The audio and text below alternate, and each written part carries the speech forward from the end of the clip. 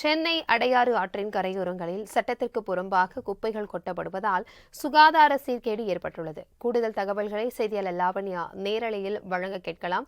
வணக்கம் லாவண்யா, தற்பொழுது சென்னை அடையாறு ஆற்றின் கரையோரங்களில் சட்டத்துக்கு புறம்பாக குப்பைகள் கொட்டப்பட்டிருக்கு.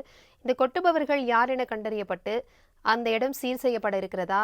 அந்த மாநகராட்சி தரப்பில் என்ன மாதிரியான சுகாதார நடவடிக்கைகள் மேற்கொள்ளப்பட்டிருக்கிறது?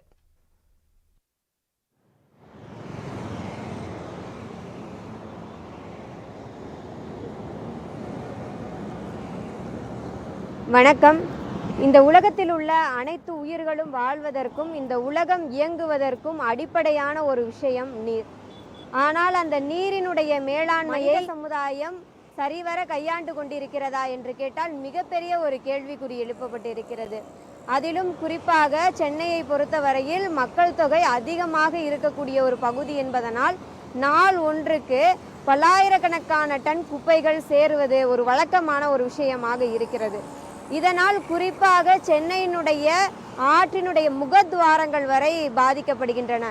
அதிலும் குறிப்பாக சென்னை அடையாறினுடைய அந்த கரை ஓரங்களில் பல்வேறு வகைகளில் குப்பைகள் கொட்டப்படுவதாக தற்போது எடுக்கப்பட்டுள்ள ஒரு ஆய்வானது தெரிவித்திருக்கிறது.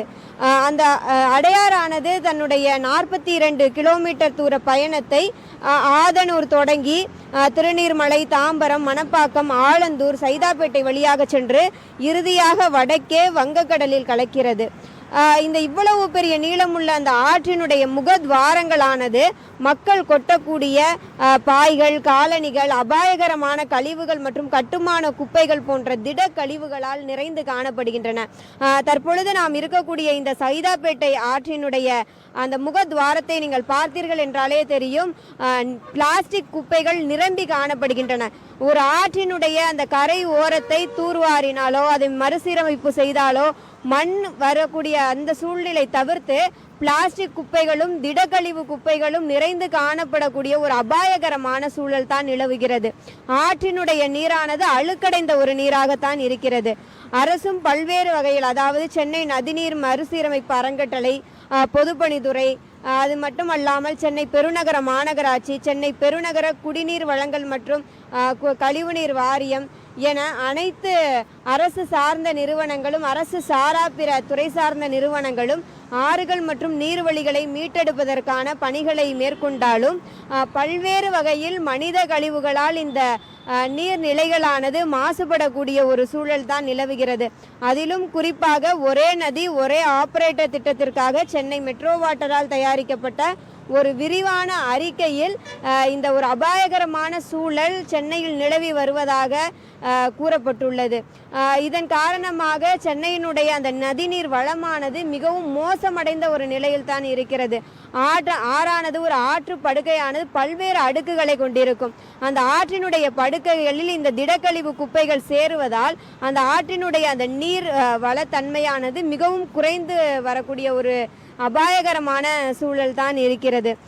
மேலும் சொல்ல வேண்டுமானால் இயற்கையினுடைய அந்த அமைதியான சூழல் நம்மை எந்த வகையிலுமே பாதிக்காது. ஆனால் அதனுடைய அகோர முகத்தை எந்த ஒரு மனித சக்தியாலுமே தாங்கிக் கொள்ள முடியாது. நதிநீருக்காகவும் குடிநீருக்காகவும் இன்று காசு கொடுத்து நீரை வாங்கக்கூடிய ஒரு சூழ்நிலையில் தான் மனித சமுதாயமானது தள்ளப்பட்டிருக்கிறது.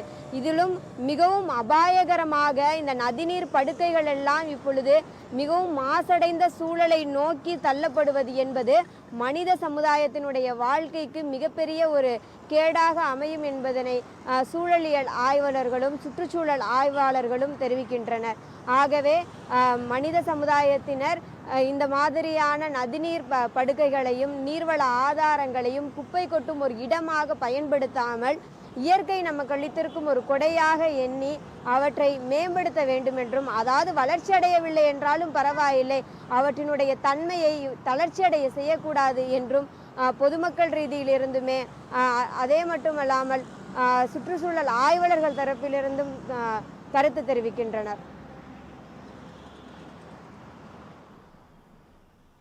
தகவல்களுக்கு நன்றி லாவண்யா.